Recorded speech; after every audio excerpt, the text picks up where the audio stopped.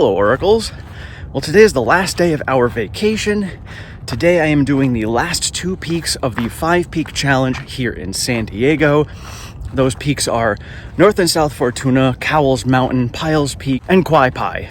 So overall, it has been 17 miles, so thank you all for joining me on this journey. And so last night, my dad and I were having a wonderful conversation about Tesla and the stock market. And he and I are 2 different types of traders. Now, being a dad that he is, always looking out for my best interest, just making sure I'm taking care of myself. You know, he has a little concern because I'm so heavily overweighted in Tesla in my portfolio. You know, it's just being a dad thing. And I love him and appreciate him for that. So we were discussing, just the 2 different mentalities between swing trading and investing. And Tesla can actually be great for both. We know full well, as we have discussed on here many a times, how volatile Tesla is as a stock. So if you can follow the technical analysis, follow some charts, follow the momentum, check out the sentiment, you can see when the stock is going to go up and down and make some good money swing trading. This is what I do over in my IRA. So I do it there. He does it in his main portfolio. My main portfolio is just buy and hold. Now, he was also discussing how, looking at long-term investing, right now, we've discussed it before, how there's a lot of institutions who do not get into the stock because they can't, because the credit rating is not investor grade yet.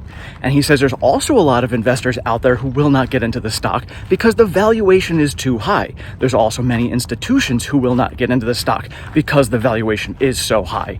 So in discussing this, it's, looking at both sides of the coin. Like, do you want to get into a stock that is, high valuation, that is high volatility, that is not investor grade rating? So then we related it to Apple. And I said, well, look, I was like, if there's 30 to 40% of the market that is not in Tesla right now, what's going to happen to the stock price when that other 30 to 40% does get into the stock? So he argues that the stock price may come down and stabilize because more institutions will own it, and you'll have less movement upward. Could be true. Look at the Apples and Googles of the world. They may not move much for swing trading, but look at the last 10 years. They have grown massively in the last 10 years. So looking at this, I'm looking at myself saying, well, if back in 2008, when Apple had just released the iPhone, if I had said to myself, I don't know if I want to get into Apple now because 30 to 40% of the market is not investing, I want to be part of that 30 to 40%, I would have missed out on some massive gains early on, very similar to Tesla right now. And of course, you need to have the conviction that Tesla is going to end up moving like Apple. And it certainly seems like it. It has the cult following that some people say. It has a product that is in high demand, and the market is clearly moving in the direction of EVs. So this is something to pay attention to. And then in the future, Tesla, if they solve FSD, they get robo-taxis on the road, energy really starts to take off, they solve AI, they get Optimus out there. There's so much more upside to the stock right now with all of these things in the future. Yes, they do need to come to fruition, but even looking at EVs alone, they are so far in the lead that even if by 2025 Tesla is still only EVs, they will still have the majority of the market, and it'll be very similar to Apple, where Apple has a significant portion of the market and everybody else just has fractions of it behind them. So that's truly what it's going to come down to, in my opinion. And so looking at where 30 to 40% of the market isn't in Tesla yet because of valuation or because of credit rating, you can look down the road and see clearly the writing is on the wall that they will get to investor grade rating. Their valuation will come down because their profitability is exponentially growing so quickly. And so because of this, do you want to be on the tail end and waiting for these things to happen, or do you want to invest now before they do happen? And so for me, it is a act when others hesitate. Others are hesitating to get in right now because they want to make sure that Tesla is going to be a safe bet for them. It's usually a conservative play. And when it comes to institutions, they are using other people's money. So they do need to be more on the conservative side because they're dealing with other people's money. I get it. I totally do. But then when we finally do get to that point, those of us who decided to invest now, ahead of all of that, when these other institutions decide to get into it, when other retail investors decide that it's a safer stock to be in, we will already be way ahead of the curve. And now it'll be a more stable stock in the future, and it'll be able to grow at a nice, steady pace in the future based upon the revenue growth, the profitability growth of the company, and we'll have a lot less of this roller coaster ride. So all of these roller coaster rides that we are on right now will be totally worth it in the future. And when it comes to valuation, there's a lot of ways you can look at it. You can look at trailing PE, which is about a 103. You can look at annualized PE based off of Q2 earnings, which is about a 110. You can look at PE, how I like to look at it, which is about the first half of the year. So if you take the first half of the year and double it, then you're looking at about an 89 PE. And then you can look at forward PE based upon different valuations, discount models, and you're looking at about a 65 based on the next 12 months. So a lot of different things factored into this, but the people looking at this valuation, some are looking at it and saying, well, if you compare it to an automotive maker, which is like a 6 or an 8 for Ford and GM, then you can argue that it's way too high. But is Tesla really a car maker? No, they're really more of a software company. So then you can say, well, maybe you can value it like an Apple. And Apple has a PE near 30. And you can say, well, Apple is near the higher end of their growth curve. So there's a lot more growth ahead of Tesla than there is for Apple. Apple is still growing, but not at the rate that Tesla's growing. So the PE should be higher for Tesla, just natural. Now we're getting into a market that doesn't even exist yet. We don't know what robotaxis are going to generate for revenue. Realistically, you can calculate some of it out based upon Uber, Lyft, taxis, and other things like that. But the market itself does not exist. You can look at energy and say, well, if Tesla's going to start taking over energy, very similar to how oil has the energy business right now, that's massive revenues coming in. If Tesla is going to solve AI, that market doesn't exist either. How do you value AI? You value AI like the internet. When the internet was coming out in the early 90s, nobody had any idea what that could possibly do, what potential that had for the entire economy and the world. This is, in my opinion, what AI is going to do in the future. So when you're looking at valuation of a company, sure, they haven't solved these things yet, but if they do solve these things, the valuation right now really doesn't matter. So that's the way I look at it. And so that's why there's so many differing opinions out there on this. And again, when you go to swing traders versus investors, it's all over the place. And that's why for me, it's another day, another $20. And if we dip further, I'll add more. For me, I just want to accumulate as much as I possibly can ahead of all of these things. Because when they do start to solve them, when their valuation does come to a reasonable level, when they do get investor grade rating, so many more people are going to be getting into this stock. The stock price is going to go up and you will not be able to accumulate as many. So not financial advice, but this is why I'm adding as much as I can now. And because it is volatile, I don't just dump my money in. I don't have a lot of shares yet. Still looking at about 10 and a half, trying to get to 12 before the split. But for me, I just like to add this little bit and bring my cost basis down. Now, at the time of this recording, we're sitting basically flat on the day at $860.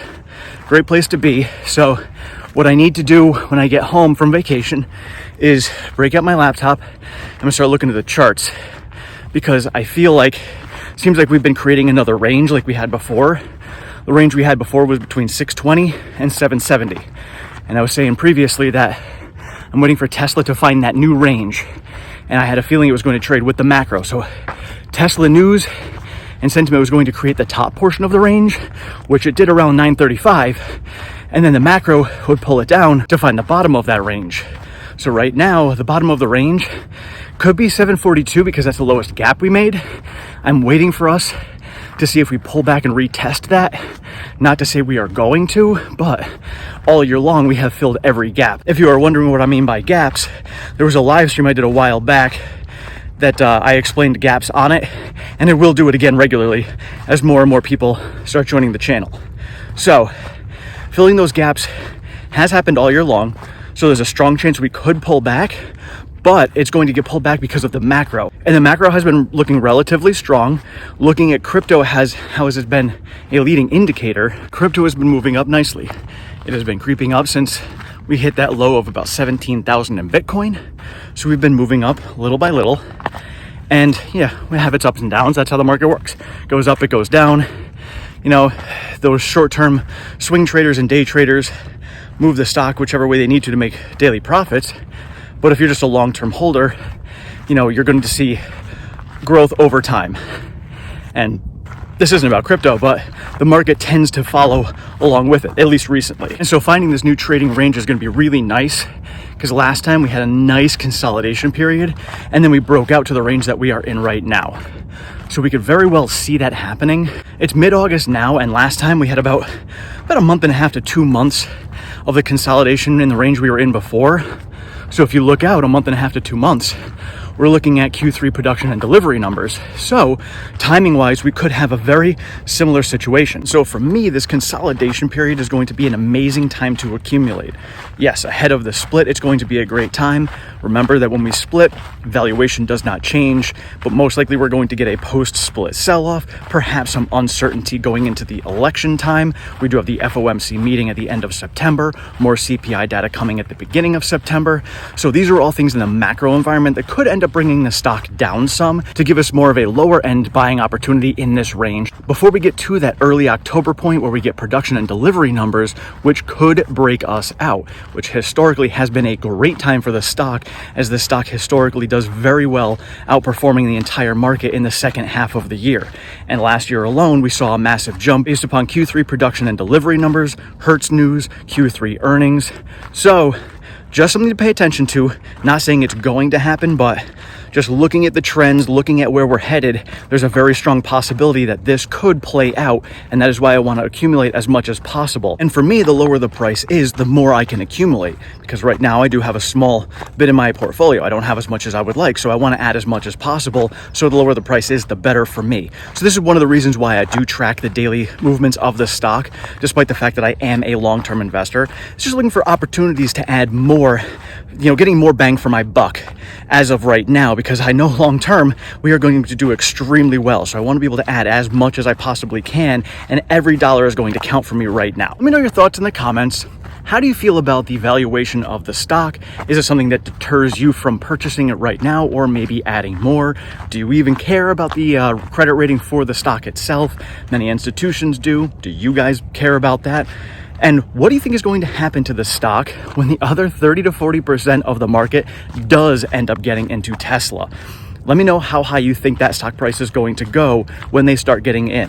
Don't forget, we could have a Dow inclusion coming at some point as well. And I want to thank you all for joining me this week on this amazing 17-mile 5-peak journey. It has been an awesome week with my family. I'm glad I was able to share some of it with you guys as well. This was just a great week to be away. Really looking forward to the future, to being able to do this on a regular basis. So thank you all for your support and feedback. If you have not subscribed, please do so down below. Sign yourself up for notifications. I am over on Twitter at OracleTim1. I share all of the latest Tesla news, pertinent stock market information, and all of my daily trades. We do have a Discord chat. That link is down in the description. And if you'd like to support the channel any further, we do have a Patreon. That link is also in the description.